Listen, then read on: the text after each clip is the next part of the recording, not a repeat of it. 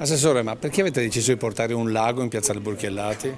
Perché vogliamo sempre offrire ai cittadini trevigiani qualche novità e non ci accontentiamo mai. Un lago in città. Sarà questa una delle attrattive del prossimo fine settimana, quando a Treviso si terranno le giornate dello sport.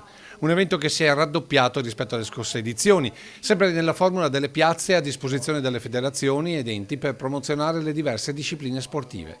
E tra queste anche la vela, con appunto un piccolo lago artificiale di 10 x 16 metri. Dove vedremo le vele e quindi i ragazzini potranno veramente anche farsi un giretto in imbarcazione, quindi credo che sarà veramente una cosa curiosa, stimolante per molti trevigiani, non solo per i bambini. 56 le discipline presenti con oltre 700 atleti per fare promozione a tutti i livelli in quella che viene già chiamata la cittadella dello sport, alloggiata tra Piazza Matteotti, Borgo Mazzini, Porta San Tommaso, Le Mura e appunto Piazzale Burchiellati. Una 2 giorni che inizierà sabato alle 18:30 con i primi mini tornei, mentre per la prima volta ci sarà anche un risveglio muscolare. Alla sera si andrà avanti un po' a oltranza, alla mattina effettivamente alle 7, non alle 5 ma alle 7 ci sarà già la possibilità di provare delle attività con quello che è il risveglio muscolare, quindi per i mattutini, coloro che si svegliano presto sanno che già potranno avere la possibilità di cimentarsi in alcune discipline di prima mattina. Treviso è una città che investe nello sport, come nel rilancio del calcio al tennis, ma non solo.